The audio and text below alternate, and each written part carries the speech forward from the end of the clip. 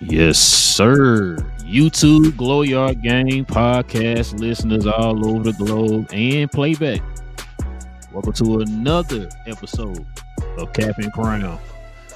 Listen, man, this ain't gonna be anything special. We're just gonna be here chopping it up with you guys, man. Give you a little bit more content. Like I said, shout out to Playback, man. We are streaming over on Playback now, so we're gonna have more. Yep. Well, it's going right now. Oh, it is? Oh yeah. So I shout out to Playback, can't even see man. it. Jeez. Yeah. Good job. Great job to King, man. He hooked it up over there on Playback too, man. So yeah, we about to get some content over there too. Hold on. Let me. Okay. Yeah. So we'll be streaming the shows on Playback too here in the future. Yeah, I'm gonna write the title and all that stuff. But go ahead, just talk while I do this. Yeah. Go ahead. Mm-hmm. But yeah, like I said, man, we just here chopping it up with y'all, man. I've been gone for a while, so there's a lot that's been happening over the last about week and a half. So, we're just gonna be chopping it up, recapping, and all them good things. Listen, if you guys are new to the channel, into NBA content, man, go ahead and do us a favor, hit that subscribe button. Join us here every Monday, Tuesday, and Fridays. We have post games for Friday mornings for games that are played on Thursday evening. Preferably the West Coast games. We try to get the West Coast games on Thursday evenings, and we do post game shows for those, for the members only post game shows on Friday mornings. But of course, if they don't have a West Coast game on Thursday evening, we normally just have a regular members only show. So yeah, man, listen, just hit that subscribe button. Join us here, man. We talk about all things NBA, man. And also too, everybody hit them likes for us today, man. Help us get them likes up. We definitely can use that, man. I know we've been a little slow here the last week and some change. But we trying to get back to it, man. Like I said, we're trying to work hard to get content out to you guys. Life be lifing. So sometimes it's kind of hard for us to get that to you guys, So this is like almost pretty much like another full-time job. So along with family and our real job. So, we're definitely trying to grind and get y'all this content out here, man. And these contenty streets out here, man. Oh yeah. Getting your content and getting King to stop cussing and all that good stuff. Yeah, we good. But nah, listen. Like I said, man, it ain't nothing really formal. We just gonna be in here chopping it up with y'all, man. Get y'all's thoughts on what's going on so far in the league. Your surprises and all that good stuff. Man, I don't even know where to begin, King. So I guess I'm gonna start with this, man.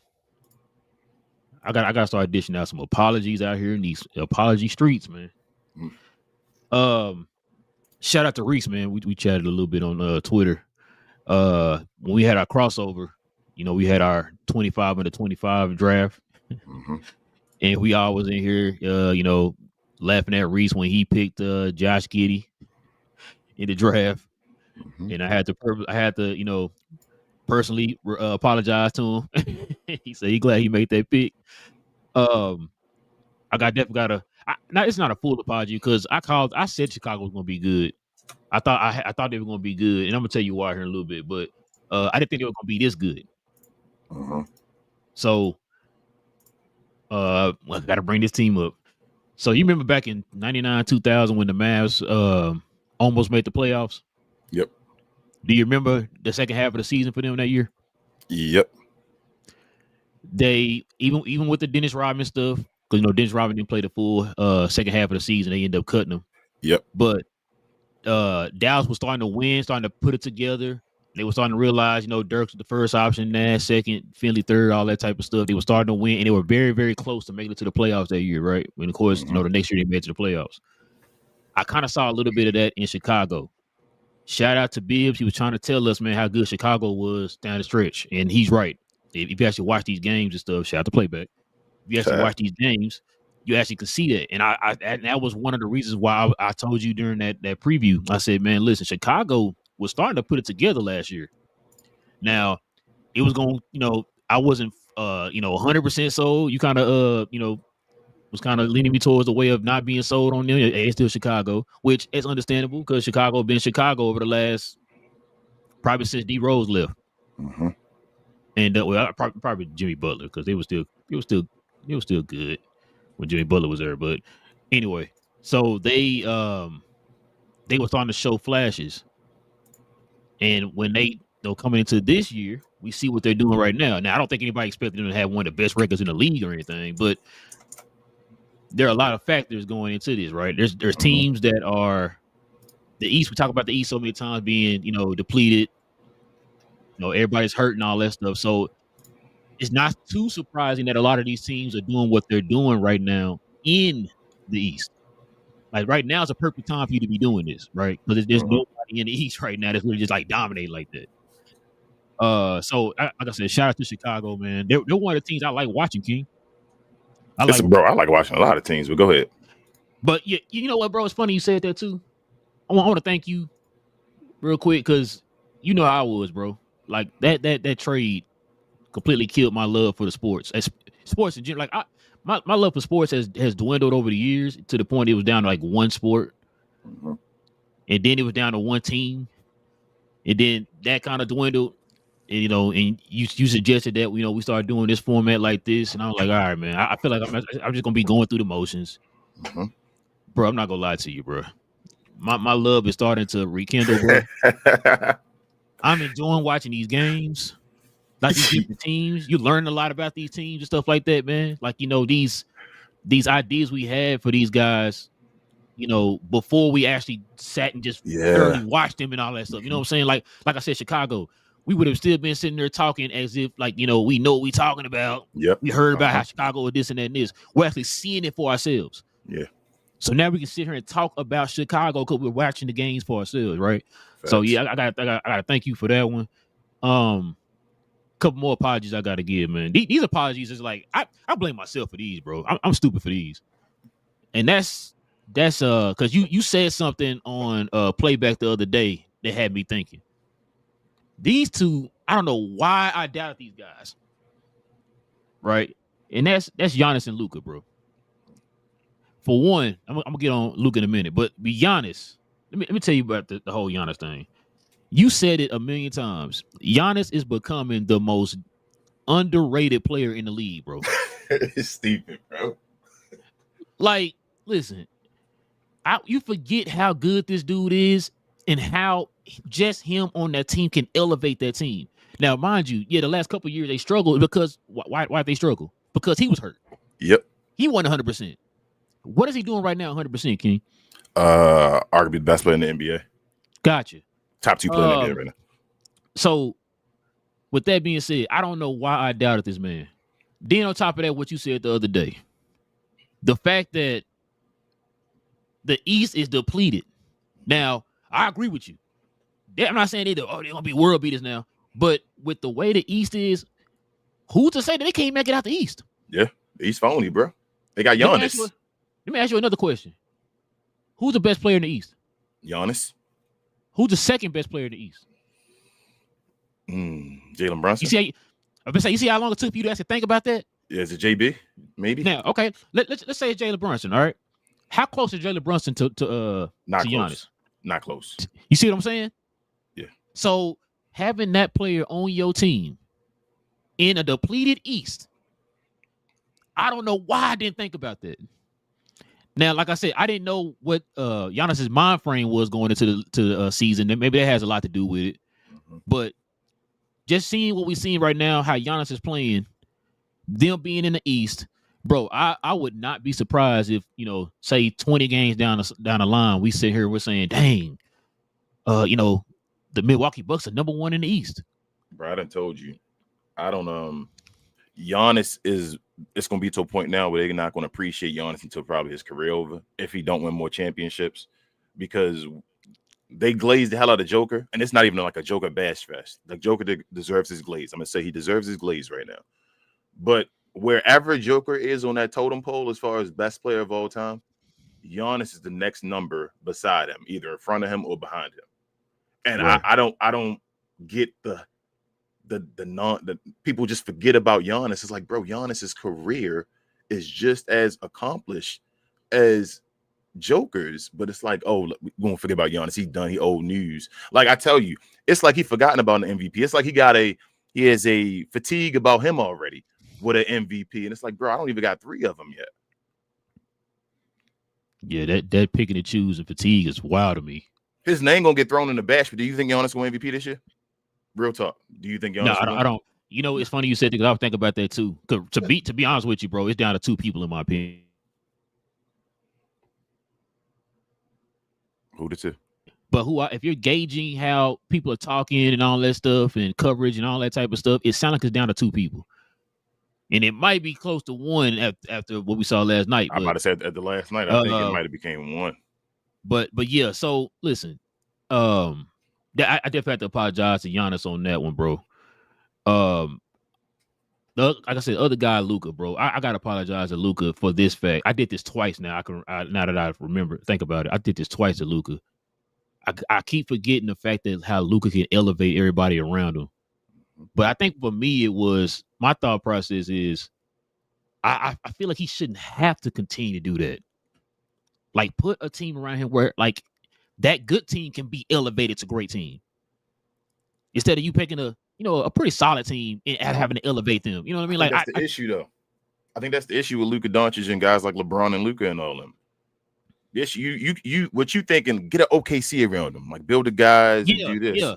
But they can't because they need guys to be more role players than to be guys of more superstars because of Luka and what he does. So you just need perfect role players. That's why I say with Luka, you just need athleticism. You need rim runners. You need a guy that can pop. You know what he does. You just need guys that kind of fit what Luka does. Make the game easier for Luka to make the game easier for them. That's the way you play with Luka Dončić. You can't give him Chet and J-Dub and all them because they're gonna need isolation buckets where they just gonna have to go and score, and that's what Luka gonna do. Right. What was I about to say? The team. I'm sorry about elevating the team and all with Luka. Oh no. So no, what I was gonna say was I got to give you props on this too. The whole Ayton thing you called that was seeing it live and in living color. Ayton outplayed Wemby last night. I mean, it is what it is. You saw Ayton defense down the stretch there. Couple of key blocks, deterring guys from the rim. He playing with purpose out there. He a walking double-double.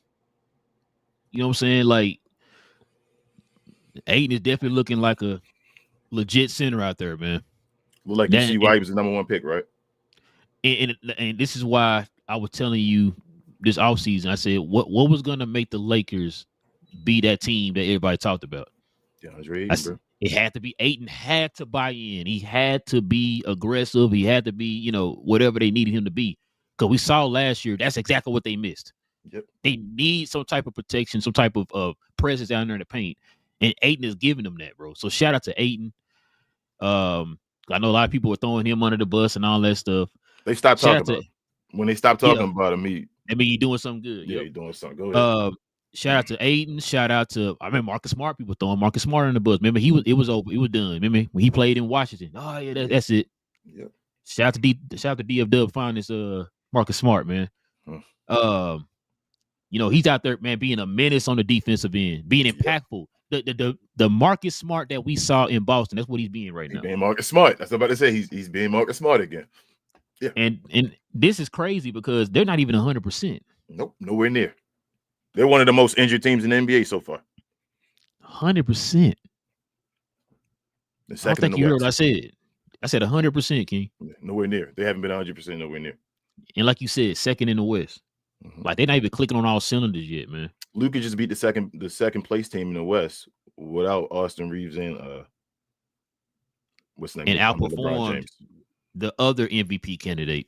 Every time so far this season, Luka he hasn't lost to the kid. Yeah, he's 5-0 against 6-0 now. I think. Oh, okay, 6. I thought it was okay. Yeah, I think it's Jordan numbers now. But every time Luka has played somebody so far this year, them guys that's supposed to be on his level. Revenge season, bro. I told y'all. Hold on. Shape Luka and all that. It's a different. Y'all know all the stuff Luka did. Hold on. What we talking about? Revenge season in shape. He was doing this when he quote unquote went in shape. Oh, you right. But he supposedly. I'm just saying he a little more in shape, I should say. So now it's just what were you talking about? You feel me? Now it's like it's funny you said that. How many minutes did Luka play yesterday? I'm not sure. How many did he play? Dirk. 41. And he wasn't bent over the entire game. He was out there getting 5 steals. I done said, bro. Okay, man, let's give ourselves F this. We're gonna give ourselves credit and all that stuff. People watch the game understanding Luka Dončić can play defense. Luka Dončić's issue always been how much effort does he give to playing defense? Does he go out there and play defense, or does he just complain maybe sometimes, or does he like fall back because he's tired? How much effort does he give? When Luka got in a better shape, and I'm telling folks, yo, he's carrying around less weight. It's the same motor carrying around less weight. He was going to get better offensively, which was going to be easier. Everything you've ever seen from Luka, where you looked at him and pointed and said, damn, Luka can do that. Now he can do everything at the same time, bro. Pause. So do you remember those games where we saw him like, damn, Luka moving them puppies and he doing defense and all that? Now he can just do that. It's not I got to decide to do this to not do this. He just does it. He was out there getting 5 steals. I done called out by other players and said guys can get 5x5s. Luka damn near got a 5x5 last night. What did he get? 2? Luka Dončić get a 5x5. Was it 5? He needed 3 more blocks. 3 blocks. He needed 3 blocks. I thought he had 3 blocks. Yeah, you right. He had 3. So, yeah. I thought he had 2. Well, no, you might be right. You might be right. I thought he needed 3 blocks to get a 5x5 game. And who would have thought Luka Dončić would get a 5x5 game? That's crazy. So, Come on, bro. Come on, man. It's over. You watching a guy play like it's short in the season. He hasn't played the whole season yet. You watching the closest thing I've seen to Michael Jordan on the basketball court right now, offensively at least, bro. This is the closest I've seen. This guy is cooking, guys. This guy is on. That's why he's being compared. We always talked about that from years ago. They always try to compare Ja Morant to Luka. They always try to compare Devin Booker to Luka. They always try to compare Trae Young to Luka, Anthony Edwards, Shea, all these people to Luka. Luka is on par with Michael Jordan and Wilt Chamberlain, bruh, in the regular season and in the playoffs. Luka Dončić is going to average 30 for his career, bro. I'm getting to that point now. I'm getting to that point where I'm starting to think, because it was the 28-8-8, right? Because he started off 28. But his first rookie season is going to be the year like, damn, he only got 21 that year. Yeah, I was just every other year going to be the year like that's hurting his average that rookie year to 21. And if he gets anywhere close to 40 this year, like if he gets over 35, and Luka's going to average, he's going to be one of the guys like Wilt and like Mike that's going to average 30 points for their career, bro. Oh, yeah, it's time to win championships, CW. You're right. It's absolutely time for y'all to win. Lakers got to go. They're going to get LeBron. Like I yelled this the whole offseason. I think people didn't really hit. It was like, bro, and I'm like, yo, I understand what you saw last year. Last year's team is a totally different team. They got a totally different players. They got Luka Dončić. If Luka would have came back just like this last year, the Lakers would still be nice.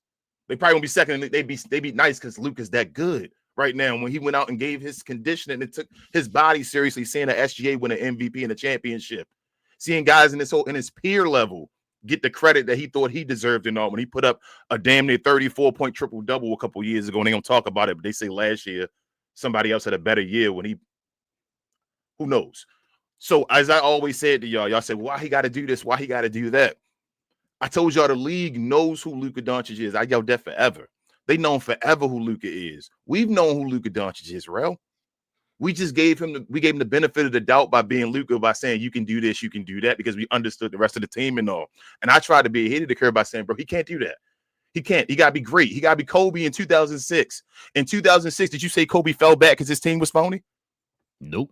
No, you didn't say that in no situation. You said Kobe Bryant was still there and doing Kobe Bryant things. Michael Jordan in the same level and all. Luka Dončić is one of those guys. He ain't a James Harden. He's one of those guys. So if you're one of those guys, bro, you can't be saying, well, I didn't play back on defense. You got to give it your all at all times. The reason the team loses is because of somebody else, not because you gave it up, because I don't think I got to do this because of them and all that stuff. No, that's not how it goes. If you're one of the greats, you always the great. You elevate whenever the game is on the line, whenever you need it.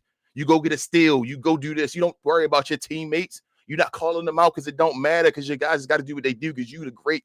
You great.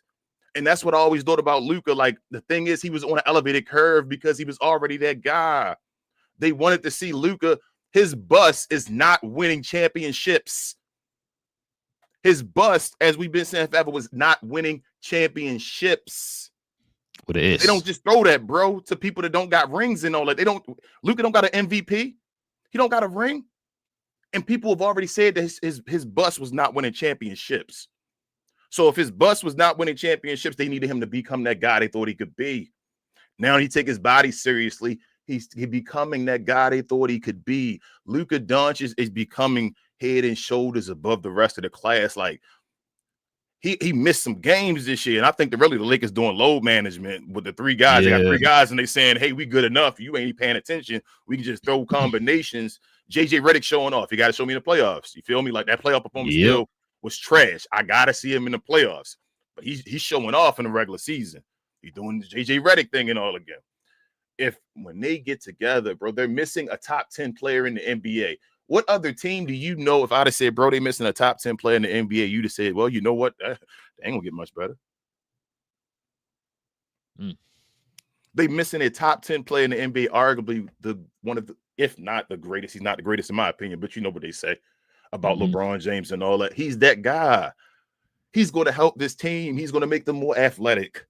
He's going to be able to choose to play more defense now because he's off the ball. You got Austin Reeves taking a jump. If he takes his jump for real, LeBron could be the number 3, like you said, Rel. Where you say LeBron need to be the perfect fit to win a championship at this point in his career? Number 3. Alrighty then, bro. You say Bron get to give his energy to do all the stuff he can do with his athleticism still with his age now? Yep. Because you got 2 guys besides you that's damn near averaging 70-something points. Okay. You say it's now time for Bron to be Magic Johnson. I about to say it's gonna be up to LeBron, man, to make that decision. Bron can still get Ayton involved in all that stuff. Bron can go out there and average damn near double-digit assists. You can have 2 people on the team damn near averaging double-digit assists. That's how good this offense can be. That's how good this offense is already. We've saw Luka Dončić again with Dwight Powell, Maxi Kleber, Tim Hardaway Jr., Seth Curry have the greatest offense of all time at that point. Why do we keep putting a cap on this man? Why, bro? Why do we keep putting? We're watching one of the best players of all time play the game of basketball. He's 26 or whatever. We're putting a cap on him over and over again. This dude is down there. He's averaging 40, 11, and 9 on 50% shooting through 5 games. He has 200 points through 5 games, bro. Nobody has done that other than Wilt Chamberlain. He leading the league in scoring right now, right? He's averaging 40 a game. What you think? I'm surprised, because they're gonna try to find a way to put Shea up there. He averaging 40 a game. I think the next closest person like at 33. I think it's Giannis. Probably Giannis, yeah. So Luka has a chance to win the scoring title and the MVP this year. Yes. And it'll be the second time he won a scoring title. I told you, I think I've been said damn near the first season we did this show, bro, that I think that Luka Dončić, from what I've seen so far, the greatest offensive player of all time, I think he's going to be. I remember saying that. What you talking about, bro? I think he's the greatest offensive player ever, just based off his skill and what he can do. He's gonna get better. I don't know what else. Like it's what he can do. Like it's like a video game, bro. Like I've never seen. Did you ever think we'd be talking again about a guy damn near averaging 40 or over 35? Nope. Shooting 50%? No, sir. Shooting like that's. Did you ever think that? Like that was like that's that Jordan stuff. Nobody becoming like that, like Jordan-ish, where you like, man, and he's shooting like 30% from 3. Luka gonna get hot from 3. The dude's shooting like 215% from 2. He's gonna get. I think this is the year he break Kobe record. You think so? I think he's gonna get over 81 this year. When he start hitting his threes, I think he's gonna get over 81 this season. Bro, you don't think Luka can get 40 and a half? I mean, he damn near did it before. Alrighty then. I think he didn't he do it when he got 71? He didn't get 40 and a half? I think didn't he get like 38 or something? Like 39 or something like that. Yeah. Yeah, something like that, yeah. Yeah. But let's see what else I was gonna talk about. Oh, bro, let me get into some of these teams, bro. Yes. I'm disappointed with I know you asked me the other day how I feel about them after what we've been seeing here. I'm disappointed in Orlando, bro. I'm kind of feel sorry a little bit for Coach Mosley because I think you called it. I mean, despite what we think about him, it looked like the writing might be on the wall real soon for him. Now, it maybe it's his fault, maybe it ain't. You know what I mean? But he don't construct the team. And if Chicago has not taught anybody anything, if they taught them, should I say, if they taught anybody anything, is that you need a point guard. Yep. You need a point guard. I like the fact that Paolo can get his own, but he should not be someone that you are constantly depending on to set and run the offense. Yep. You need a point guard for that. I'm disappointed in Desmond Bane because I mean, remember we was in here like, yo, you add shooting to this team, which I think right now, King, they're considered the worst shooting 3-point shooting team in the league. You sure it ain't the other team? I mean, they're overall. Okay. But 3-point shooting, I believe I heard somebody say the other day that they're the worst 3-point shooting team in the league. They're 30th in the league, which I can believe that because that's been their what's been their weakness over the last like 3 years since Paolo's been on the team. 3-point shooting. There you go.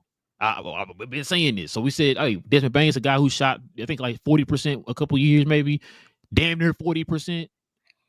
And it's like, bro, so you're thinking, yo, you put him on that team, that's going to add spacing. That's going to open the floor up for guys like Paolo and Franz, right?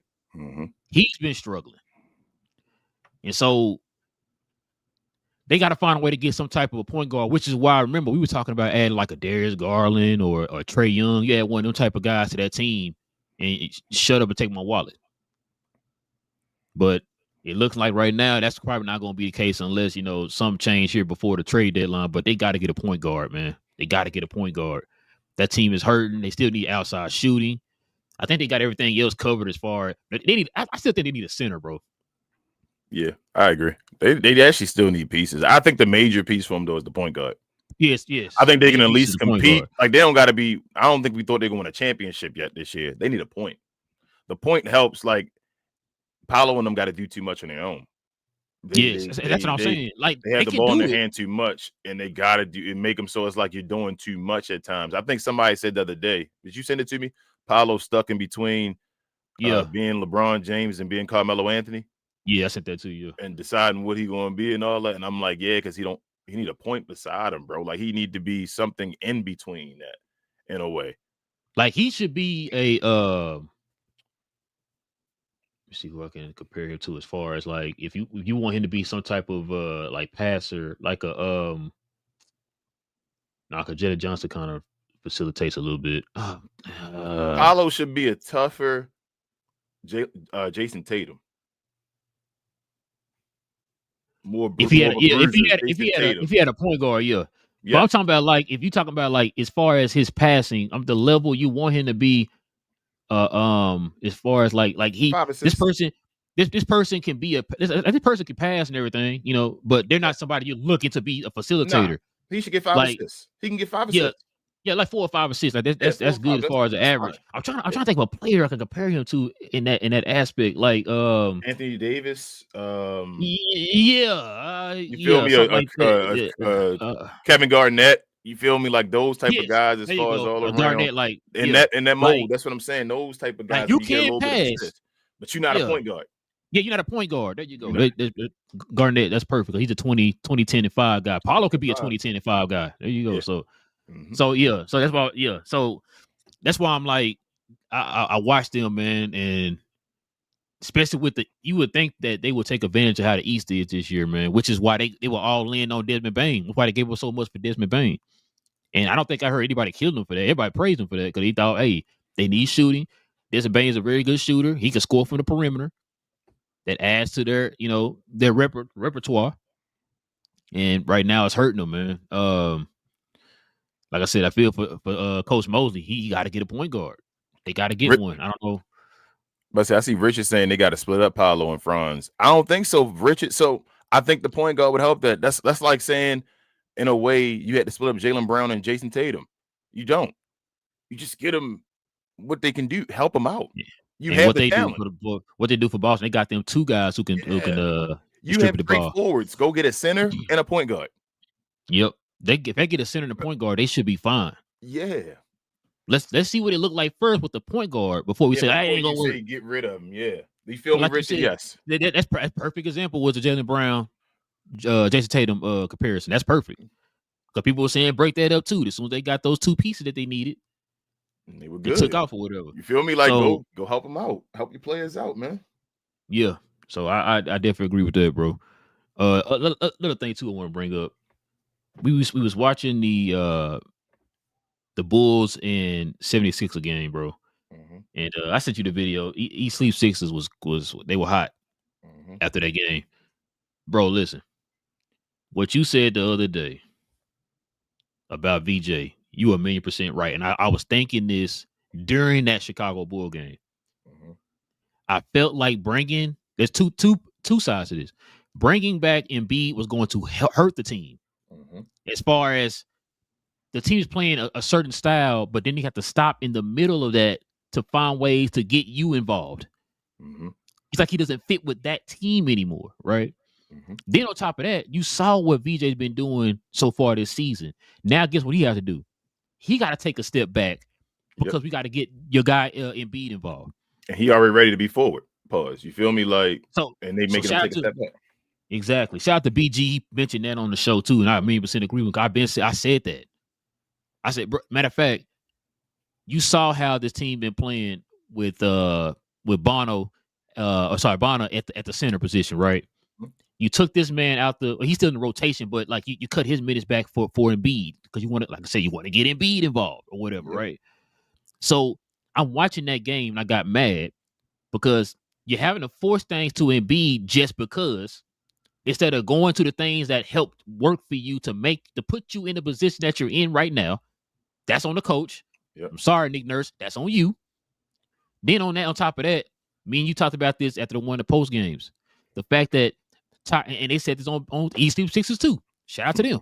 You got Maxey as a point guard. You have to find ways to get everybody involved. You said we watched the game?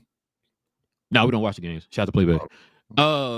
So you got to find ways to get folks involved. We've been saying this. We said that at the matter of fact, the game they won, we said that. We was like, yo, bro, you got to find ways to get these people involved. It's cool, you won.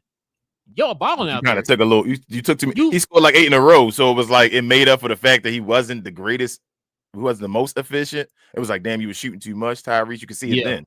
I was like paying attention, like I was saying, bro. I think Tyrese Maxey shooting a little. Like I think he sees. They see a great player. You ain't taking my spot. Does that make sense? You feel me? Like I'm seeing a great player, and Maxey's great. Like, don't get me wrong, but like VJ might be that guy of the team we looking at. Like, bro, it might be his team real soon. And Maxey, like, hold up. I think what it is I finally get to be the number one guy. Yes, I don't want somebody else take my number one spot. Let me stay number one.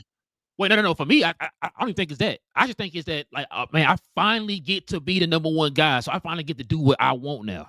So I'm gonna take as many shots as I want or whatever.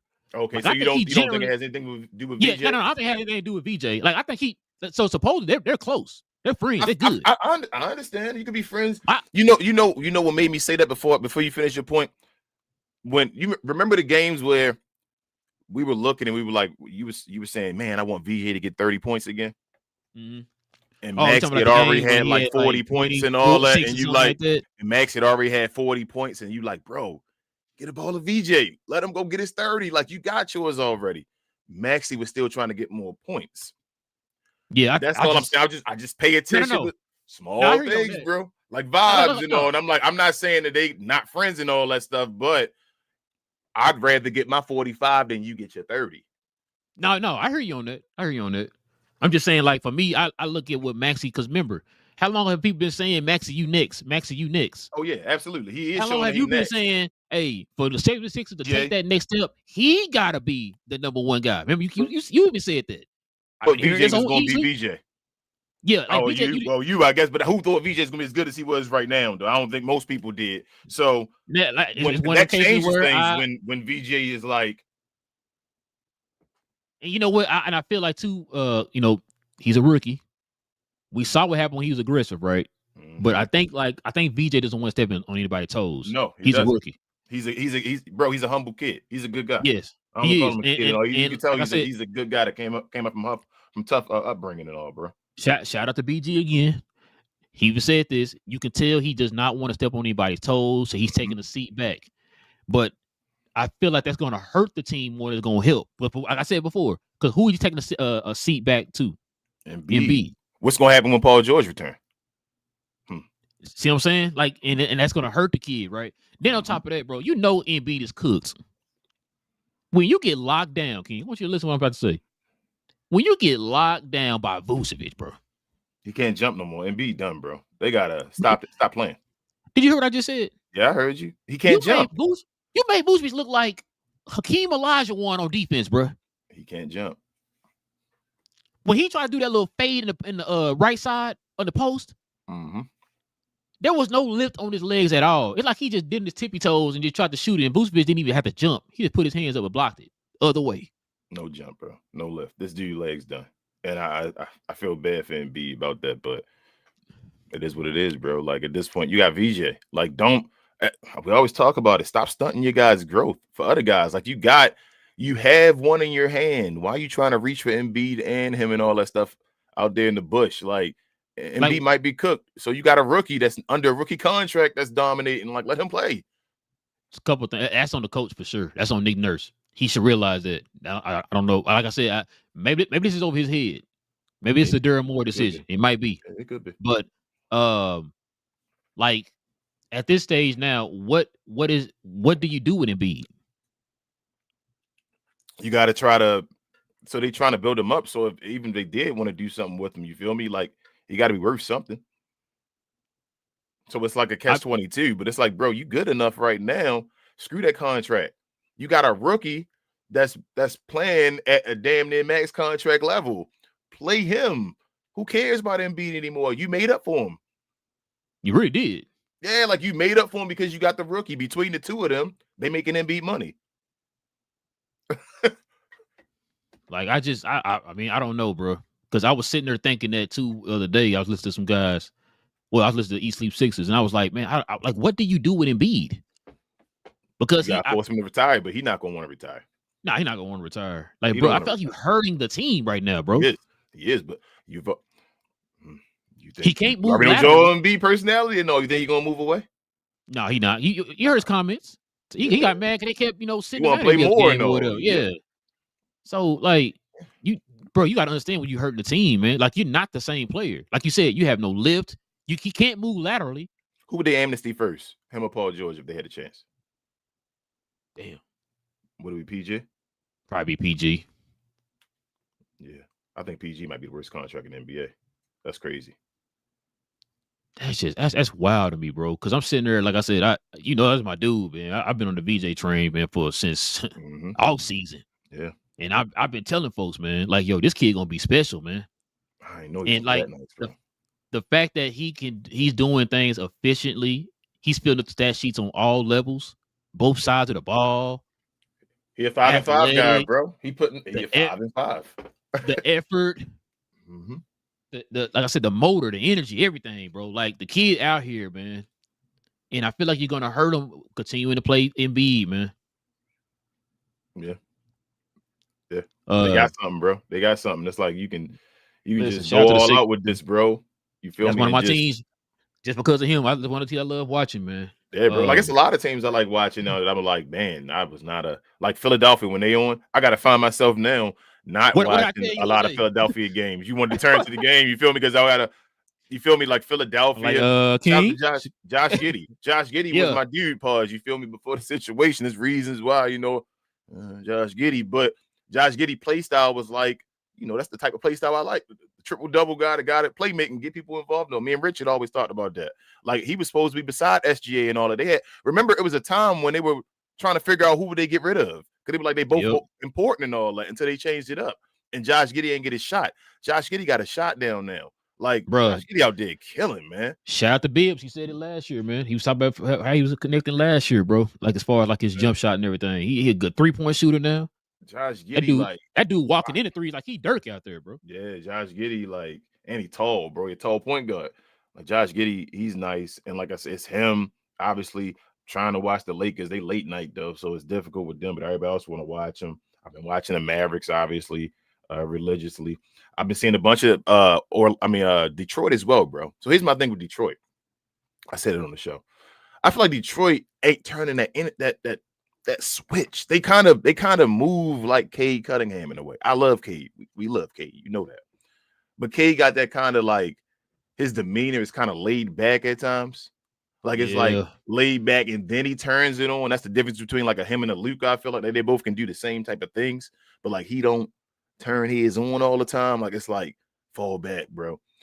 The team is playing like they're winning, but their games are kind of like, why are you going through this type of like struggle to get the win? You feel me? Because they aren't turning it on until they got to turn it on.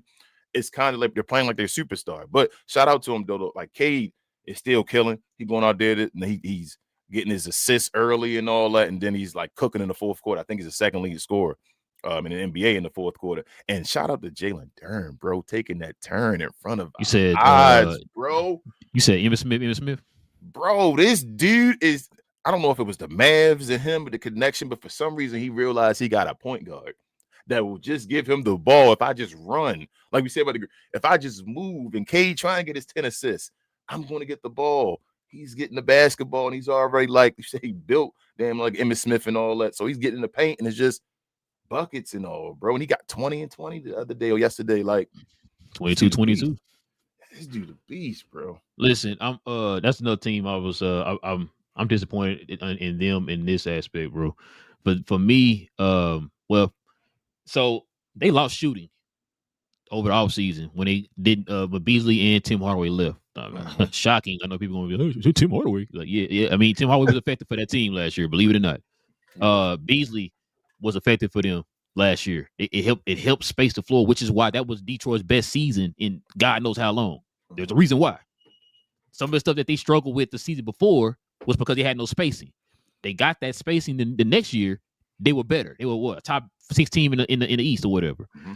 And so now this year they're kind of reverting back to lack of spacing because guys like LeVert, they still like number 2 seed in the East, bro. No, they are. But you can still see some of the stuff that they're struggling with, though. Yeah, correct. Like, you can. The part that the part of the game I did catch because I told you I wasn't able to do the show or whatever, but the parts of the game I did was able to catch the beginning of the game. I saw that. Mm-hmm. What's the boy name? Duncan Robinson is supposed to be that guy that's supposed to be an upgrade over those other 2 guys. But we already know what Duncan Robinson was before he got to Detroit. He struggled before. I mean, he had a little bit of resurgence the year before, but before that, he struggled. Remember, he was one of the worst contracts in the league. Luckily, he took a pay cut because exactly. So remember, because for one, all he does is shoot. Right? He don't do anything else but shoot. That was starting to fail him. So that what made him want to be one of the worst contracts in the league. So he being there is supposed to help with the spacing, but it's like, Duncan Robinson. But they don't have enough of that because Ivy and Holland and LeVert, those guys aren't consistent outside shooters. Those guys are ball creator. They put the ball on the floor and get to the basket and stuff like that. Cade, this real space the floor like that. He gets to the ball and all that. I mean, gets to the rim and all that type of stuff. And then, of course, you got Stewart and Duren and all them guys. Asur is not really a spacer. So you don't really have a lot of floor spacers on that team. So they're kind of reverting back to the team before last year. And if Detroit want to take that next step, I agree with you. It's 2 things. One, they definitely, just like with Orlando, you got to add some type of spacing on the team that helps open up the lanes for Cade. When Cade last year was giving you 26 and like 9 or whatever, because he had that spacing to help open the floor, open the lanes up for him. He don't have that this year. He's still balling or whatever, but it's not the same. So you expect the team what they did last year to make that next leap this year, like Chicago did. You don't think they're closer than Orlando, though? I think they're just a shooter away. I think they're closer. They're way close. Why are they closer than Orlando? What's the other position I said Orlando needed? A center. There you go. Would you just tell me Duren they got a center and a point guard. That's what I'm saying. They just need shooting. There you go. What did Duren do last night? 22 and Emmitt Smith, as you said. You see what I'm saying? So and they got athletic wings. Like they a shooter away, bro. They took the Knicks to 7 games last year. That's what I don't think people understand. The Knicks, and that's what I was just saying. 7 with them, and that's what I just said, bro. Like that's why I said that for them, it's the shooter. Add a couple shooters on the team, and you'll be fine. We saw it last year. Just build off of last year. You saw the recipe. Okay, bam. The year before that, you struggled because you didn't have no spacing and all that stuff. You got the spacing. You took off. Now we're expecting you to build from that year into this year. I mean, you still got a trade deadline and all that stuff. Add a couple shooters to the team. Detroit will be fun. I'm not worried about Detroit. Or a big time shooter. They might be able to come out the East. Exactly. I'm not worried about Detroit. They're gonna be fine. Like you said, that's the one problem they need. They need a shooter. Maybe a veteran too on the team, but yeah, no, they are definitely closer than Orlando, bro. So yeah, what is Utah doing, bro? They about to start losing again now. Now that what's his name is out there. Man, about to tank now. Man, pray for Walker Kessler, man. I don't know what Utah doing. I really, to be honest with you, King. What is Danny Ainge's purpose, bro? You didn't have the same when you got to Boston. Mm-hmm. You completely flipped that roster in it was an immediate impact. Like you saw the change, you saw the vision, and okay, we're going in this direction. We're staying in that direction. I don't know what direction Utah is going in. That's the thing. Who on that team can you say, okay, these are the guys we're going to build around? I don't know. I don't know what they're doing. So you don't even know. I don't know what their players really do because I don't know. Like what's the? I'm blanking on that man name. What's the young man? George. You got Ace Bailey. Yeah, Ace Bailey. You got guys like that, but they're not putting them in situations. I don't think Ace start. You feel me? Like these ain't. You see what I'm saying? Like so, Keontae does. Keontae does. But yeah, like I said, Ace don't. But that's what I'm saying. Like who are you? Who are the guys you saying like? Okay, like what Boston did. Okay, we got Tatum and Brown. This is what we're building around. No matter what other pieces that we have around them. Hey, Marcus Smart been here forever.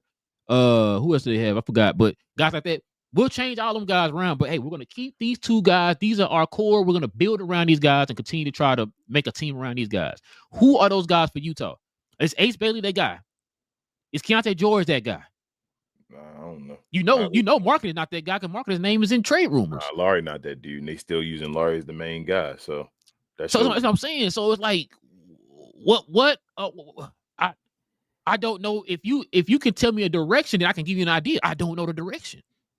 Like we knew the direction like OKC was going in and all that type of stuff. You feel me? Like you could tell. I don't know what Utah. I don't know what Utah is doing, man. Like that's what I'm saying. Like so. Now, how long does Danny Ainge get? I mean, he gonna get forever. He in Utah. Yeah, good point.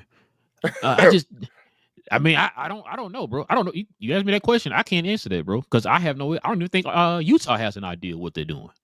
To be honest with you, like I said, bro, come on, man. Let's go back over to the other side of the country, bro. What's up with your team, Atlanta? Shout out to Demond. You need to ask some Atlanta fans how they feel about the team winning without Trey. Mm-hmm. Let me a couple things that link to. I'm gonna bring up 3 teams with this whole Atlanta thing. So Atlanta is gonna be missing Trae Young. Now, do I think they're gonna win every game without Trae Young like they've been doing like the last couple games? I don't think so. They're gonna probably end up struggling, and they don't have any ball handlers, anything like that outside of Trae Young. I mean, they're gonna rely on Jalen Johnson a little bit more to be a facilitator, but. You know, you don't really want to put too much of that on his plate or whatever, right? Because you also need his scoring and all that stuff. So if Atlanta struggles and falls out of a playoff spot, you know who gets they pick, right? Who gets Atlanta pick? San Antonio. Oh, that's right. It is San Antonio to get theirs because they got New Orleans. You're right, San Antonio got theirs. What you think about this, bro? Yo, they got San Antonio. If San Antonio gets another top pick, King, they're gonna have to trade people soon, bro. Imagine if San Antonio got like Carlos Boozer's son. Bro, that's what I'm about to say. That's what I was about to say. Just shut up and take my wallet. Do you understand what I'm saying? If they get another pick, bro, along with Castle and Vassell and they can probably go ahead and trade De'Aaron Fox and still get more assets on top of that, right? But yeah, so that's the negative for Atlanta. But guess what? They got New Orleans picked though. There you go. Yeah, New Orleans looking like trashy, dashy, washy out here. Except if my guy Derek Queen though, don't do him like that. Well, I mean, you know what I mean though. As far as more Spanish, you feel? Bro, I seen you something earlier. I ain't gonna be able to find it. The 2 games that he done showed off in, what they do? The 2 games that Derek Queen has showed off in, the 2 last games. What has New Orleans done, bro? Let me ask you that. No, You what's a dang, okay, 2-0. You said something about the B more thing with Dark Queen? Well, no. No. I'm finna say, so I was looking at something on her earlier, bro. And it was saying something about New Orleans. They didn't have any team calendars. Mm-hmm. They didn't market them this offseason, and it was two other things they didn't do. And I'm like, bro, what is going on in New Orleans right now to the point that they're doing stuff like that? And the fact that I said this on draft day. You everybody named mama knew you weren't in a position to be giving anything up. Nope. Why in God's name did your favorite GM of all time give up a first round pick to be in this position right now? You said Joe dumbass. It's Dumas. Now guess what? Sorry, Joe. You not Atlanta. You not San Antonio where you got somebody else pick. Oh, we good. We got somebody else pick. We got Washington's pick. So we're good. You're not one of them teams. You literally have no first round pick next year. And you are going to be one of the worst teams in the league this year. Yeah, man. I don't know what Joe Dumars was thinking on that. That kind of move is a move you make if you know you're a piece away from being a championship contender. I just want my Dark Queen jersey. That's it, bro. I don't give a hell about New Orleans, and I watch them just for Dark Queen, bro. Literally. Zion gonna be gone soon, all that stuff. But the segue, because it's probably gonna be maybe one of the last points we get to. Because there's another team that we've been watching a few games of and all that. And shout out to Matthew at the bottom, asking the question. They asked, I guess, for the 50 millionth time. He said, have you guys given up on the Mavs or not? Man, we watched the whole NBA. We watched the Mavs too. So now let's get to the Mavericks. Go ahead. Matthew, where in the bleep have you been? Yeah, we've been watching the Mavericks. You've been on Playback, and we watched like damn near every game. Bro, we damn near got 70 episodes of Cap and Crown, and you asking us, are we giving up on the Mavs? And come on, bro. What are we doing, bro? Damn near 100 episodes, and you asking, you give one of the Mavs? Like, really, bro?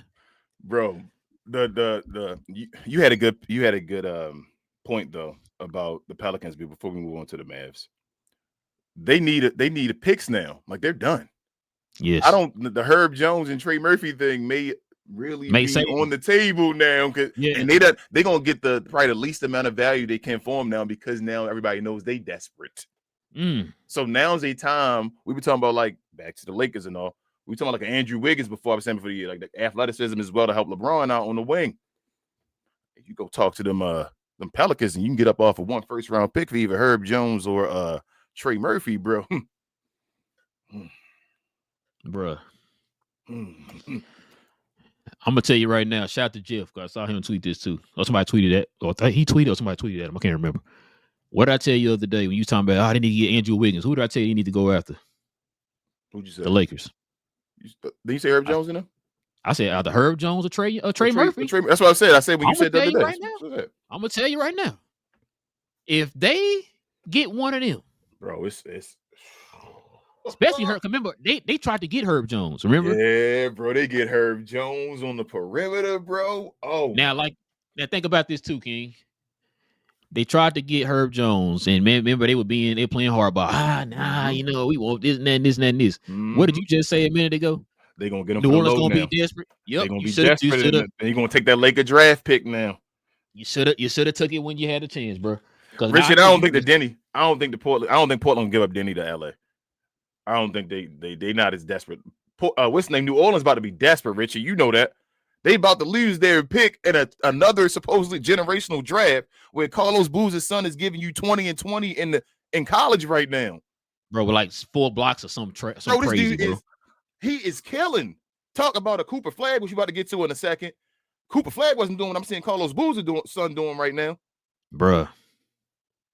This is the first couple games this dude playing. Just imagine you got him and Wemby in your front court. Bro, what the hell, bro? Like Mavericks, bro. How you feel about the Mavs? Nothing. I told you, King. I might have watched one Mav game and that was the first one because we had to cover them. I don't really watch the Mavs no more for some reasons. For one, that is boring. Mm-hmm. Yep, very boring. It's very boring. Like I'm sitting there and I'm watching it and I'm like I'm doing other things while the game is on. Yep. I tried to watch that. What game was it? You had put on for them. The one they just played against the Pelicans last night. No, I didn't watch that game. Oh, the one against who they lose to before that? What's the Washington? That was the Washington. Washington was early.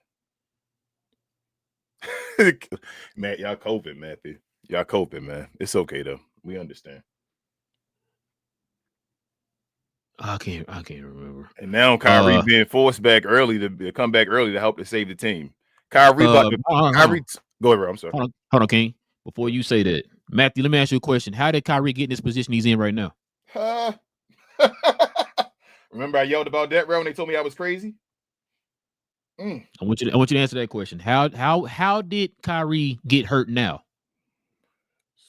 When have you ever seen a guy come back from an ACL injury in the same year? And then no, not only that. When have you seen a guy an ACL injury in his mid-30s? And came back. He's come back the same year, bro.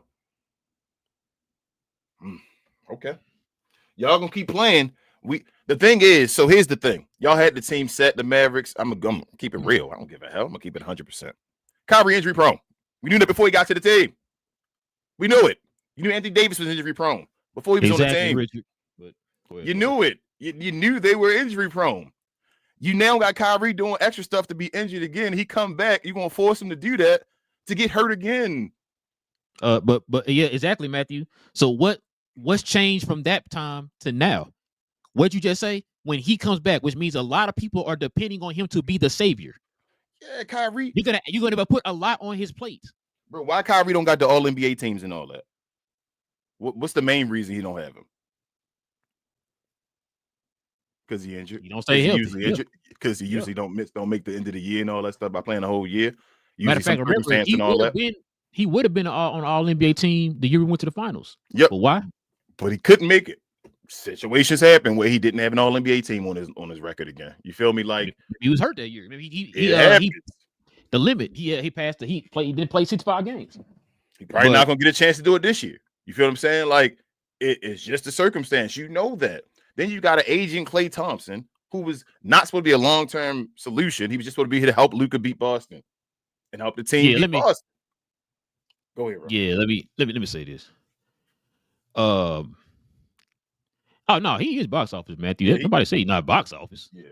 But hey, I know a lot of guys who are box office, but what does that mean? You're still depending on him to be the to carry the franchise. He carried him last year and got hurt for that. Because you put too much on his plate. That's the problem. But they yeah, I see that, Gina. I saw that yesterday, Gina. She's over here on Playback. She threw me off with that stat. But no. So I said this the other day. People got to understand this. The way that the Mavs are constructed right now, they were constructed for Luka. The reason why Klay is struggling, because he came here for Luka. You don't have that guy that's going to take that pressure off this guy anymore to shoot wide open jump shots. So now he had to do more creating of his own and have to create his own space to shoot his jump shots. You got guys like Lively. Why Lively struggling? Because Lively was here. He was drafted for Luka. He's a rim runner for Luka. Who on his team is going to set Lively up like that to get him 10, 11, 12, 13 points? Nobody. Who would this team be world beaters with if they had on their team right now? Oh, they would kill. If Luka had this squad, it'd be a wrap. Luka. Be favorites in the West. They'd be the best in the West. So, yeah, now you good, Gina. What was I finna say? The team. But yeah. So yeah, the way the team is, because like another example too, and somebody said this the other day on Instagram, and I 1,000,000% agree with them. Guys like Najee Marshall, when we got Najee Marshall, we was telling folks, guys like that, you want guys like that around Luka that can create if things break down, to where you're not having to look for Luka to bail you out when the shot clock is running down or whatever, right? You got guys that can actually put the ball on the floor and go get it. But those kind of guys, you don't want to be a primary playmaker. Nope. They struggle. That's this what you're seeing right now with this offense is the reason why Dallas is bottom of the league in turnovers. Yep. This is why. Now, people saying Kyrie come back. People don't remember how Kyrie was last year before he got hurt. Dallas was still turning the ball over a lot when Kyrie was healthy last year, but nobody talks about that. Yep. So, and that's no offense to Kyrie. He's still a great player. I'm just saying that for y'all to be putting a lot on this guy's plate, y'all asking him to be the savior coming off an ACL injury past the age of 32. Yeah. You're asking a lot. Bro, he's going to have to do a lot because the other guy don't play a lot. 3 years ago, Ro, and then you can read the super chat. Shout out to Logan. 3 years ago, if I'd have said to you, right, if I'd have looked you in your eyes and said, Ro, we about to trade Luka for Kyrie Irving, what would you say? Man, I would have been mad, bro. When we were talking about getting Kyrie, because everybody was still questioning back then, right? Or the times changed. I just want to make sure. Everybody was like, no, we might not want Kyrie and all that back then. Am I correct? That's how it was. Yep. Okay. Now, if I asked you the same years ago, we're going to trade Luka for Anthony Davis, what would you have said? Somebody would have catch these hands. Okay. So why is it now we try and pretend like they the Band-Aid that's going to cover up for Luka Dončić? But go ahead. Logan with the $5 dough. No, he says play. Wanted to play. Probably meant Clay. Yeah, probably meant Clay. Clay wanted to play with Luka. Kyle wanted to play with Luka when he chose the Mavs as one of the destinations, and Nico threw all that away. Luka MVP. Yeah, he's right now. He's a favorite. He is the favorite. As long as he plays 65 games, he's gonna win, bro. Yeah, as long as he plays. I think he's gonna play 65 this year, bro. Yeah, he is. Like you said, I think they're just low managing him a little bit right now. I told you, I think Luka gonna play an All-Star game this year too. Yeah, he is. I think he's actually gonna like. I think he's actually going to make an All-Star. Like, yeah. No. I think he actually, because next year is in LA. I think he actually gonna take it seriously. I think that face of the league thing. You see the world tour and all that stuff. I think Luka gonna play an All-Star game this year. Yeah, matter of fact, yeah, it's in LA this year, right? Is it? It's next year, ain't it? Is it in LA? I think it's this year. Ooh, you say All-Star MVP, regular season MVP, Finals MVP. Oh, keep talking, bro. Keep talking. I'm sorry. But yeah, I think he actually gonna play an All-Star game this year, though. Like, I think he's gonna put up points to put on the show. 2026, right? Yes. What's the name of the? Oh, it's the Clippers Dome. Clippers Stadium. But that's still LA. That's still. Yeah. As a matter of fact, didn't they say he's gonna be hosting it or whatever? Still gonna be. I thought I did hear that. Yeah. So it's still gonna be Luka, bro. But Matt said, "But why 2026, right?" Yes. Matt says, "Why is Luka get in shape when we trade him? He wasn't in shape when he was with the Mavs." Hey, Matt, let me ask y'all this. So Maverick fans, y'all sometimes y'all get on my nerves. Not you, Matt. Not you. I'm just saying, just in general. Luka 2 years ago went to the finals, right? Took a team to the finals. This year, Rel, are the Indiana Pacers fans destroying Tyrese Halliburton? Nope. Okay. A couple years ago, were the Boston Celtics fans destroying Jason Tatum? Nope. No, they weren't. Tyrese gonna miss this whole year, right? So he out for the whole season, and he just made it to the finals. Why do Mavericks find ways to disrespect and the fans as well, because they listen to their management at times, because they're an extension of the management. Go and disrespect Luka Dončić, just made him to the finals at 24 years old, talking about he out of shape and all that. He's 24. So people were putting caps on Luka. So for some reason, y'all were thinking that Luka 34 instead of 24. And it's like, well, Luka got time still. He ain't even his prime. Michael Jordan didn't win his first championship at 28 years old, y'all. 28. LeBron didn't win his first till 28, 29. That's what I'm saying. Like, Dirk ain't win his at 33, right? 32. 32. Remember when Dirk was drinking and all that stuff? He had to give it up. He couldn't get the job done and all that stuff. He had to give it up. Were we ready to get rid of him? That's stupid. Luka Dončić, with all his deficiencies, was the top 3 player in the NBA to most people. And they say that 24, we're going to say this a wrap. We're going to get rid of him. For Anthony Davis, who comes into the season fat, out of shape because of his eye, allegedly, that's playing horrible defense, the worst defender that's in the starting lineup, ain't playing now, need to sit down for a month probably, just like Luka used to. You know what's funny? He's out of shape. It had the same injury Luka had. The same injuries, dealing with an Achilles now, too out of shape. Now you can't play him. You're stuck in situations because you're stuck in 2 timelines because your general manager can't admit that he was wrong by trying to get rid of the dude. Because really, Cooper Flag out of position because of him. You got a starting quality power forward on your team with what's his name, Paul Jermaine Washington. The guy that they're trying to play no matter what, that out there probably been your best player damn near on the floor in this season so far. That guy, because he's still getting better too, because he was young, like we were talking about.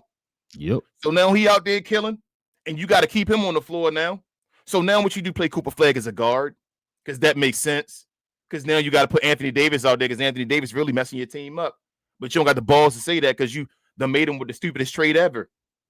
Then not only that, because that's already the stupidest trade in history. This what makes it maybe worse than Babe Ruth. We'll see what Luka does. He traded Quentin Grimes in a pick. I was about to get Traded a pick with Luka Dončić and Quentin Grimes. Quentin Grimes went to running for 6th man of the year this year. 6th man of the year this year. We yelled that last year, but again, because people don't take our words seriously, bro. They think we just guys just rapping this on here. We don't get the same love like ESPN's, and also shout out to Relle making the logo look like somebody else's for educational purposes. Because people don't take our stuff seriously when we sitting there saying, why the hell would you trade Quentin Grimes? That don't make sense. He a restricted free agent. You got control over him. That's what you wanted for Jalen Brunson. That's literally what we cried about for Jalen Brunson. Why the hell wasn't he a restricted free agent? You had it for Quentin Grimes, and people say trade him for finals experience. For Caleb Martin, one of the worst players in the NBA. Oh, my God. And said it's okay. We understood why he let him go.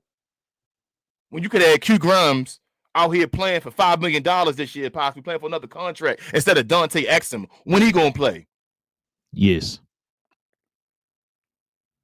This is a trash organization. Shout out to all the content creators crashing out, because yesterday seemed to be the ultimate crash out time for everybody. We've been past that because we ahead of the curve. We always ahead of the curve. Sorry if you don't realize that. These two black brothers usually ahead of the curve watching this damn game. It is. We call out all this shit. Sorry to curse, bro. You said leave the cursing alone. I'm sorry. It got me to that point. I'm sorry, bro. But we always, and everybody find reasons to watch everybody else and do this and that. I want to watch this. You guys still covering the Mavs? We still cover the Mavs better than anybody else, and we don't even watch the Mavs only. What about that? Everybody yelling the same stuff we already yelled. Go watch the shows. We've already yelled that. Have you seen this? You seen that? No, I don't need to. I already knew it. Now you're coping, calling somebody generational. You got to watch a year. It's coping. I already know what you're doing. No, Cooper Flag not generational. Put that on me. You want to be the first one to say it? He's not. That don't mean he can't be a great player. But we know what generational is. He not. He not. He not Kawhi Leonard. Sorry. He not Scottie Pippen. Sorry. He be a great player. He not those guys, though. Get him in space. His handle in the half court kind of weak. Get him in space. Let him run. They should be setting him up, getting him easy buckets. He's a runner. He's a track star. There you go. That's what he does. I don't get why it takes so much time to see it. He plays. He's not the straight lockdown defender dude like Kawhi. And his defensive IQ is amazing. He stays in zones watching the game. He has energy. Play this guy the way he needs to be played. He can still get you buckets and rebounds and assists. He can be a 5x5 guy to get you 5x5s. Compare him to an Andre. I tried to say this before the draft, but the way they were saying stuff. Andre Karolinko, Sean Marion. That's not a bad player, especially if you're better than those guys. That's a Hall of Famer. But no, he got to be. Go ahead, Sean Marion. I need to be thankful. That's what I'm saying. But everybody want to say no, because everybody want to make him generational because of Luka. And now the team is trying to play him like Luka. He's not Luka Dončić. He's not Luka Dončić. I knew Luka Dončić was generational the first game I saw him play. I told everybody he was our power forward, and he made the pass behind to DeAndre Jordan. And I said, yo, there's nobody else on this team that can make that pass than that guy. Listen, I'm gonna say something too. Let me read this real quick. Logan with the $2 don't know, man. Appreciate you, Logan. Says I think Coop will have a Blake Griffin type of career. That's not a bad career. That's a great career. If Blake Griffin would have been a Hall of Fame if he had a longer career. I was just about to say that. All he gotta do is stay healthy. That'd be fine. There's nothing wrong with that. And Blake Griffin's not generational, but he's not a bad player. His career would have been different if help permitted. You know what I mean? So, but yeah, appreciate that, Logan. I forgot what I was about to say though. So bro. Like I said, with the whole generational thing, man. Like you just said, with players like Luka, right? Mhm. Yeah, he didn't come in scoring, 55 off the bat and all that type of stuff. But like you said, there were moments you seen things where it's like, yo, like you said, he was a generational passer coming into the league. Yep. That type of stuff we're talking about. We used to ask people like, what is that one thing you say like, yo, this kid this is What concrete is right he here. generational at? That's what I'm saying. What Thank you. is What it he, that I'm what, missing that I'm looking at right now that you telling me going to change and that he going to be generational at that? What is it? I'm pointing and I'm saying, what is it? Cooper Flag, a shout out to, I think it's the guy, Mick Hoops, I think his name is. I sent you the video. And I was saying, yo, I think his name Mick Hoops. Cooper Flag is good at damn near everything. He's good at damn near everything. That's a Draymond Green type of player. Now he scores more than him. I don't see nothing when I'm pointing at him and say, bro, he's elite at that. He's generational at that. I don't see that. And this is the coping. Here's part of the coping as well that I hear. Because other guys get played out of position as well. I say Dwight Howard was a power forward coming into the league, anchored the defense and all that stuff, made it around when he became a center. Luka Dončić was a power forward when he came to the league. Ended up trading the whole team, became a point guard because they saw that enough on him. Who else? Did I say before? LeBron James was a 2 guard when he came into the league. Kevin Durant was a 2 guard when he came into the league.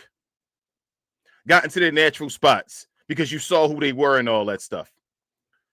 Cooper Flag, I don't see that yet. It's not like, oh my God, if he's generational, then you'll still see it because he's a generational. Everybody else will be around him. What it's showing me is that he's not cooking dudes in practice. That's what I said yesterday on Playback. Everybody in practice, not like Cooper Flag cooking us and we got to get a ball of him. You heard Harrison Barnes and them saying, yo, this dude, Luka Dončić in practice and all. Man, he cooking. That's what everybody took that whole Olympic thing, that exhibition in Olympics and said it's all of this, bro. And it's like, what is he generational at? That's all I want to know. He's a great player because he's good at it. There's not a bunch of things he's bad at. Another coping thing before you go, Rose. I know you want to say something about it.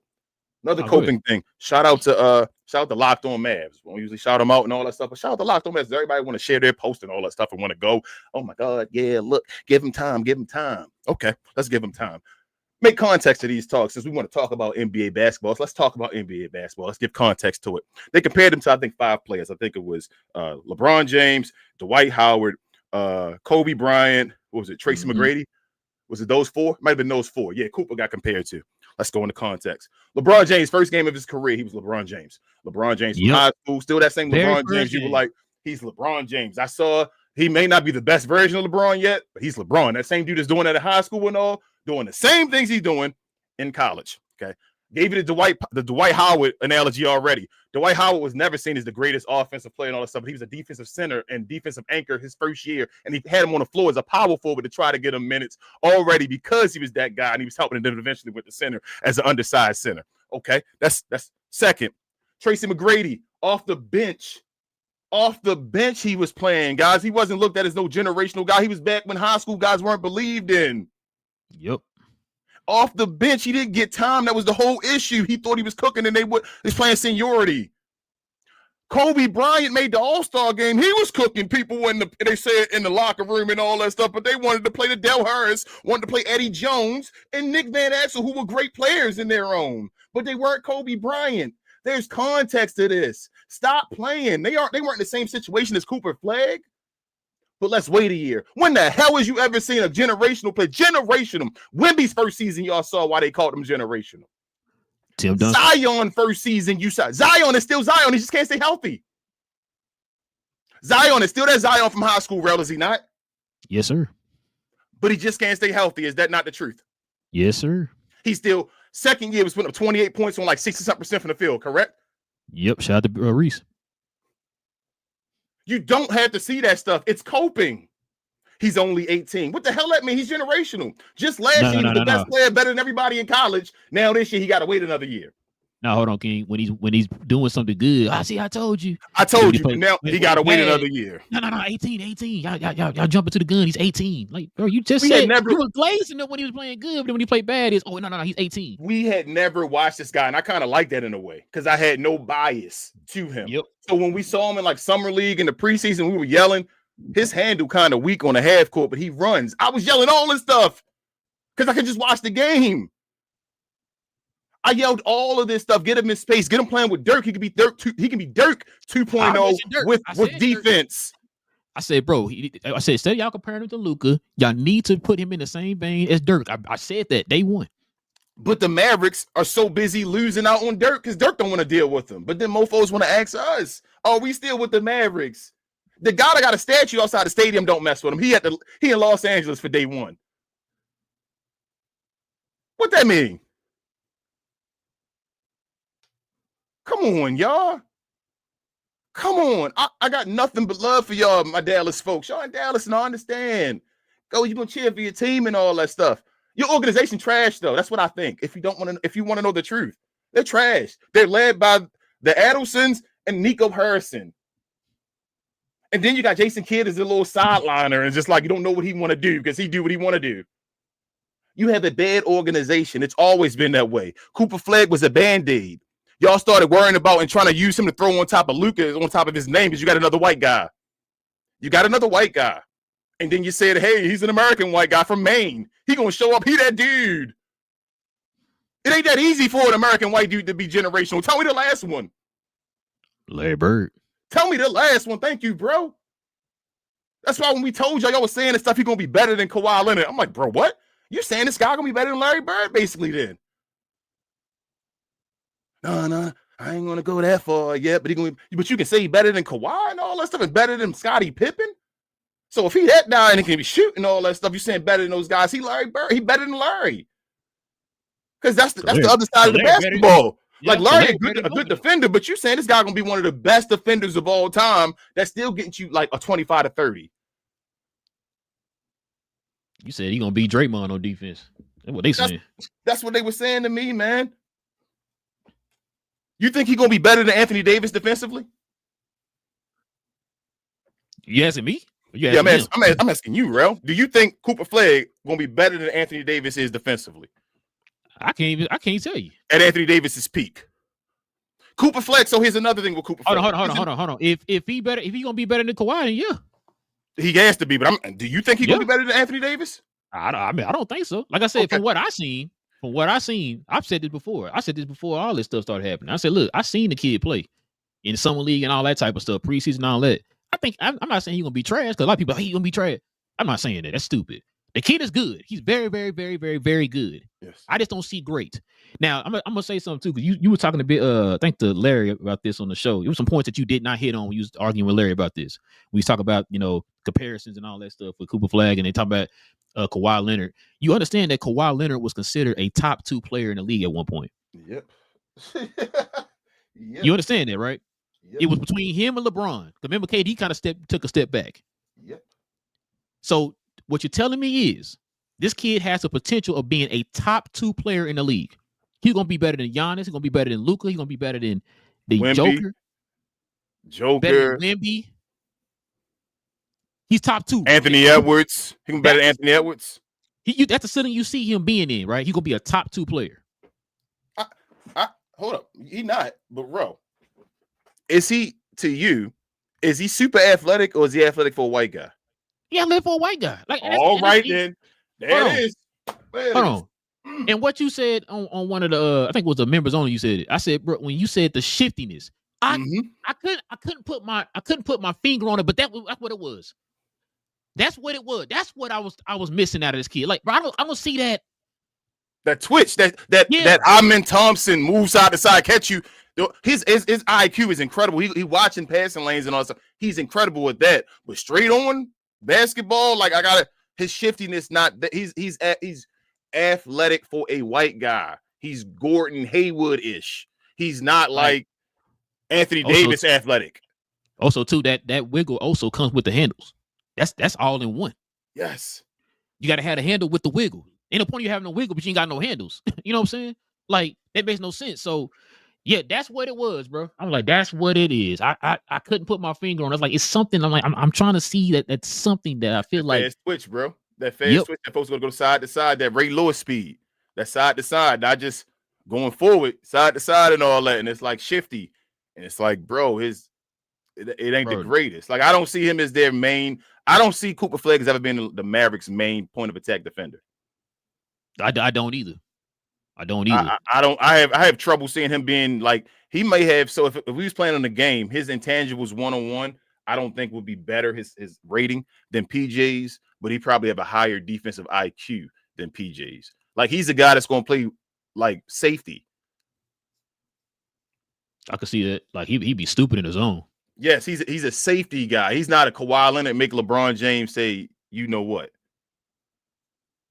He's not gonna stop Magic Johnson in the finals after game 1. No, hey, and we talking about like generational. If he can do that, then I'm like, okay, I That's see where two of the everybody going greatest with that. defenders of all time. That's what I kept telling. Bruh. Two of the greatest defenders of all time. This man We had a made debate about LeBron, who's better. Made LeBron James say, Yeah. you know what I'm saying? Two of the greatest Can't defenders really of all time, and you just saying, you know what he mean. I'm like, put your expectations a little lower. Say a Sean Marion, bro. No, not the Sean Marion, but damn, like y'all, Kawhi. Hey, is he a better defender than Tony Allen?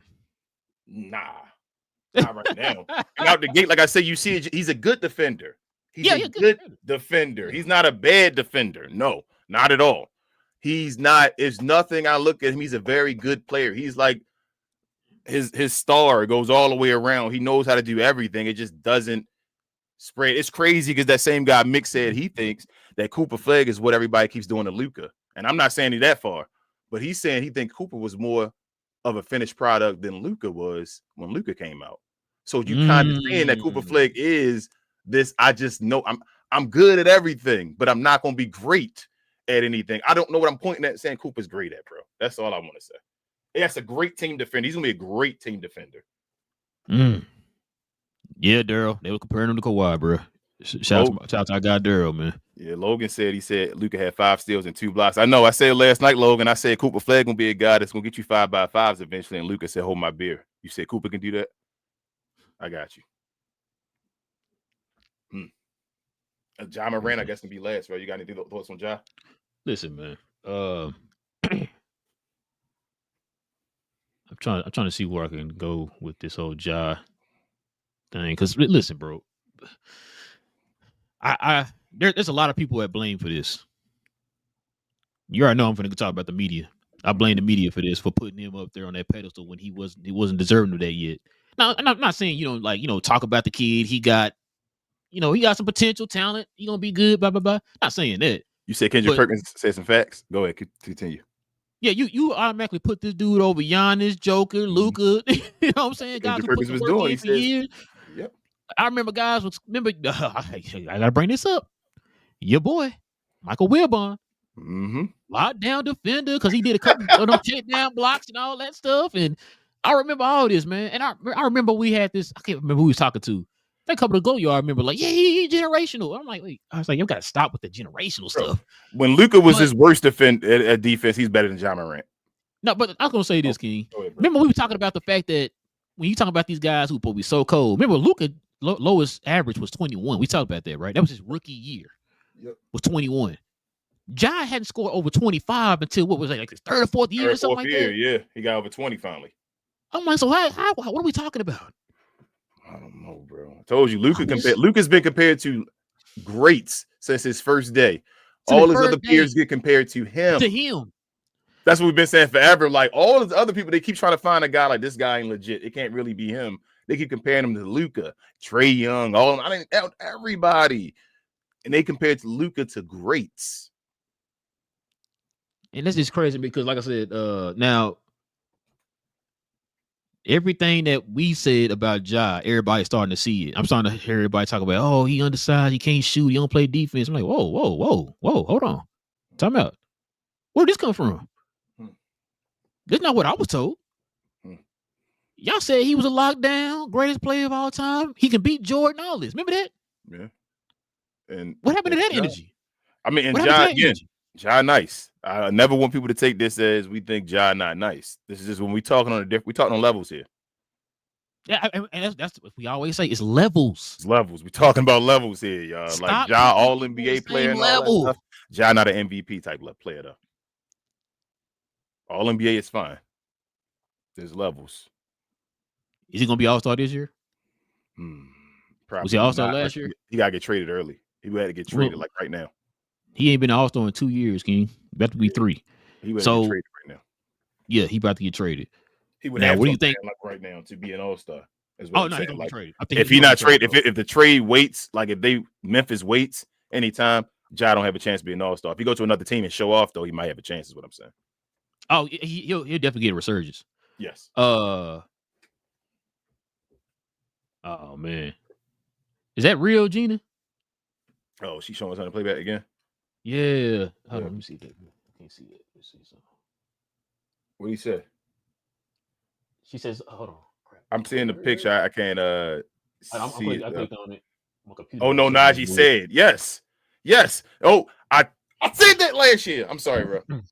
I said that some of these players y'all gonna start seeing it on people's faces and all that stuff. That they got rid of Luka. Everybody wasn't for that. The organization, you work for somebody. Y'all all work for people, man. Come on. When you work for somebody, who talking bad about the organization other than Jason Kidd? That ain't what you do. You ain't trying to get in trouble with your bosses. So you gonna talk well about them like that's what you do. So that whole time we ain't talking about Luka and all that stuff. Bro said, yeah, they missing Luka. They thought most of them guys came here to win a chip. Najee Marshall said last year before the season started when they talked to the presser, him and Quentin Grimes said, I said to my family, Mama, and Clay. Yo, we gonna win a chip. And they would have won a chip last year. I still believe to this day if they'd have had Luka Dončić back still in that shape. If he just returned with the team that they had, the team was built for him. Because Clay was beating Boston. Remember that game when nobody played well and Clay was there and they beat Boston? The one guy they got that beat Boston in the regular season, I was worried about in Boston. Y'all had the team, and then Nico said after you, bro, Jason Kidd had just said the big dog about the return, man. Oh, we were just here. We had just did the show. We were like, bro, it's about to happen. It's about to happen. Y'all saw what happened when they was here, and we were putting a 160 against people with Luka in the team. We had like 8 guys getting like 20. 20, yeah, double figures. We had 7, 8 dudes every night getting double figures. We played the Golden State Warriors last year, and they had like a record damn near of the most threes in the game, and we still beat them by 10 when Luka was out there. They were going to win the championship, y'all. Now you cursed. And you keep trying to like sprinkle sugar on shit. So and say, taste this. Gene also sent this too with the Ja. He said they're saying that executives feel like that Ja's gonna have the same trade value that Kyrie had when he went to Dallas. And Ja gonna show off too, especially if he moved down in position. I'm like, Ja's still Ja. That's what I said about folks like the people. Yeah. Idea of who folks are. Ja gonna show off if he number 2 like somewhere. If you watch the games, you know it's effort. He not trying. Yeah, like Ja still can be Ja Morant. Like he's still nice. He's gonna go kill somewhere. Somebody can get him for the low. Yes. So let me on that note, and we're gonna probably wrap it up here. But who do you want to see Ja go to? Like, what's that team you like, man? They got Ja. Orlando. Oh man. So I heard some rumors, bro. Between Trae Young and Ja Morant, I would like for Orlando to get one of them. So that was one of the rumors I heard that they could Atlanta and Memphis do a swap for point guards. That's what I heard that rumor yesterday. I don't think that's so. No, it don't. The person who said it too said it doesn't solve anything. No. So the rumor right now is Minnesota might be looking at him. I mean, that's a good look. That's a good look. Of course. So I heard Minnesota, Sacramento. So somebody threw out the idea of Atlanta. They're not saying this is part of the deal. They just kind of threw that out there, like maybe Atlanta and them swapping point guards. But as far as teams that you're hearing, I'm hearing Miami. I heard Miami's name in there too. Miami's, Sacramento. You get Ant and Ja together, bro. Minnesota. You get Ant and Ja together. The personality on that team gonna be crazy, bro. Oh, that's gonna be stupid, bro. But when I heard that, I said, "Hold on, bro." Man. But golly. Remember last year before we leave. Remember last year I started giving conversation. You asking me should the team look to move Ja now and all that stuff. Remember I said yeah. They said yesterday you should have did it, and somebody was cooking me. And they thought they were cooking me in the comments and was like, "Yeah, they don't know nothing. Why would they do that and all that stuff?" Just be wild, man. It just be crazy, bro. When you go, you don't watch the games, King. I don't watch the games, bro. Shout out to Playback. That's it. Shout out to Daryl, man. What up, Neil? Kid Neil. What now. up? Yes, sir. But yeah, I didn't do none of these, man. Let me throw these two clips out here real quick. Shout out to Fanatics. This I Was Told segment is brought to you by the folks over at Fanatics. Fanatics is the world's largest collection of officially licensed fan gear from all the leagues, teams, and players you love the most, including WWE. You can earn fan cash to redeem them in your orders, jersey protection for when your favorite player is traded or changes teams. They also have an unrivaled selection of authentic fan gear and Fanatics exclusives that are only available on the site. So if you need some merch and are interested in helping the channel, scan the QR code on the screen or follow the link, which is always in the description. Oh yeah, that's another one too, Gina. That's a good one.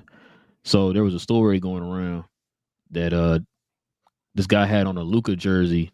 He was sitting on the side, and they said that they got the video and everything. Clay went kind of walked past the score table, saw that jersey, and pointed at that jersey. Said, "I missed that guy." As I just said, remember last year, bro. Remember I told everybody after the season, everybody pretending like we're moving on. You're gonna see it eventually, and we've seen it. I mean, that cat ain't throwing cups and plates and stuff off tables for no reason, bro. I called that, man. But speaking of, man, let's also show some love to old Playback. Thank you to our friends over at Playback for this segment. Pause. If you're tired of the national media and the annoying ways they sometimes cover sports and other events, give the Glow Sun Production channel on Playback a try. We cover new and old school basketball, wrestling, and geek culture. And just recently, we've added boxing, mixed martial arts, anime, and even video gaming. So if you have time in your busy day, give our channel on Playback a look and check out some of our replays while you're at it. Another special shout out to our favorite at Playback. Back to the show. Man, shout out to Playback, man. Yeah, we're gonna try to stream more of our shows and stuff over there on Playback too. Yeah, I like this, bro. We can do like this, like a recap show. We're gonna try to do, like if we can do it. If we can do it, yeah, like a weekly recap, but just talking about what's been going on so far. Yeah, I like this. Good show. Yeah, like listen, y'all follow us over there on Playback, man. If y'all want to watch these games with us, like I said, we watch the games and we do post games after the games, every Monday, Wednesday, and like I said, if we have any West Coast games on Thursday nights, then we going to do post games on Friday morning. So tonight it's the who playing tonight? It's Clippers and Golden State. That should be an interesting game, bro.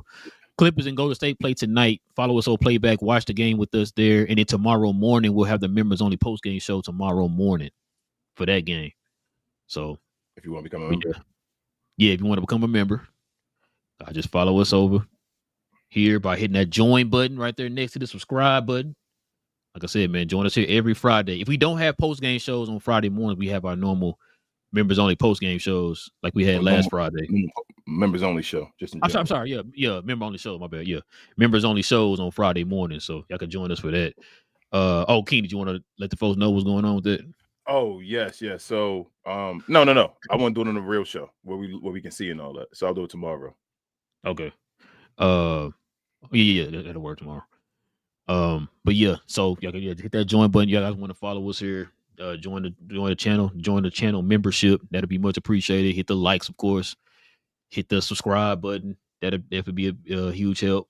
We're still trying to grow the channel. Like I said, the last week and a half, been a struggle, but we should be back to normal by Monday, or tomorrow, I should say. So we'll have a post game tomorrow morning for you guys. Also, too, man, y'all can follow me on my other channel. Because we geeked. We talk about all things in the geek culture involving movies and television. The Predator Badlands movie comes out.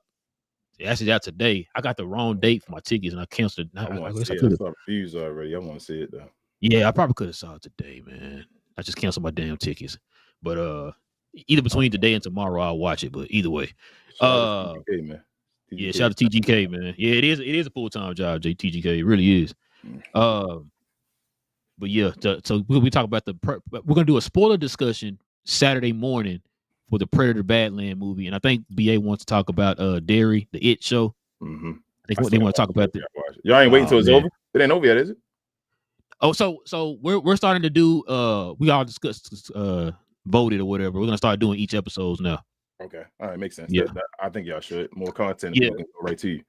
Yeah, that, and then on top of that, you know what I'm saying, they were saying that way it's still fresh in everybody's mind because people are talking about it. So you want to talk about it with them or whatever. So, Makes sense. so shout out to them on that one. So yeah, we're gonna talk about the Dairy It show. We're gonna talk about the Predator Badland. We're gonna do a spoiler discussion of that, and we can probably talk about some other stuff too. So yeah, just join us over there on Cause We Geeked, man. We're still trying to grow that channel. We'll be back here this Saturday morning for that, man. We normally have shows every Tuesday evening, Saturday morning, but like say like a special trailer drops or whatever, we'll try to drop a little short video, like we kind of like what we did with the Peacemaker show. After that show ended, we did like a spoiler discussion, like right after the show ended or whatever. So, but yeah, just follow us over there, man. Ken, you got anything else, man? Everybody, do me a favor, yeah. Real talk, do me a huge favor. Like the video and subscribe. I'm gonna say it again. Like the video and subscribe, please. Like the video and subscribe. If you're on Twitter, come over in, like the video and subscribe. Playback, like the video and subscribe. Kick, like the video and subscribe. Twitch, come like the video and subscribe. Help your brothers out so we can get this content out. We do fire content. I'm trying not to brag and all that stuff, but I feel like we do fire content. I love our show. I rewatch all of our shows because I love them. I love what we do. I love the chemistry myself and Ro had. But follow us, man. Share us. Pause on that. But follow us and share it all that, please. And also follow my other channel. We Talk Combats. Myself, Queen, Travis, BA, and sometimes Devin. He may be returning sometime soon. But we talk about all things combat, sports, and entertainment. We have shows every Sunday where we just talk about mainly WWE. But if something major happened in boxing, we got stories about like Tank and all that stuff. We'll probably talk about this weekend on MMA. We talk about those things as well. So if you're into combat sports at all, come over there and talk to us. We talk trash, the same type over there. And that's about it. You want, Rob, before we leave, I know you're going to say the rest of the stuff, but you want to show love to, what's the name as you end the show like I did the other day? I just ended after you show I love the True Classic. Oh yeah, man. My bad. No, I'm just saying, once you just end the show like that, just run them both back to back after you say your little part. Same man. Oh, okay. Yeah. But yeah, like I said, man, we'll be back here tomorrow morning, man. Y'all can join us here for the members only post game show tomorrow morning. Join us tonight on Playback for the late game. It's gonna be the Clippers versus the Golden State Warriors. We'll be over there on Playback, man. Y'all join us over there. Come get your VIP. If you got League Pass, you don't need the VIP, but you don't have League Pass, you can get the VIP. Follow us over there. We'll be watching that game. So join us for that, guys. With all that being said, man, it's your boy Relle, got King in the building. This is Cap and Crown, talking all things NBA. No cap.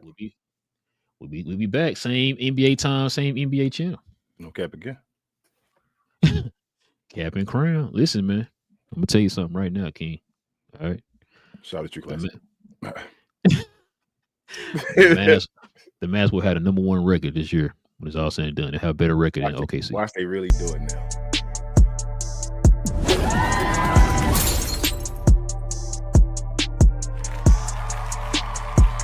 Sponsored by True Classic. The most interesting customer came into True Classic today. A young man came in right when the doors opened and said he had a job interview in just 30 minutes. The challenge, or so he thought, he had about $150 to work with. Now, in most places, that's a fancy shirt, maybe some nice socks. But at True Classic, when you add more, you save more. So not only did I set him up with a pair of our 4-way stretch chinos, not only did I set him up with one of our white button-down shirts, I even helped him complete the look with one of our coach's jackets. All for just $130. So he found his fit, looked great for his interview, and I'm pretty sure he got the job too. That's true value.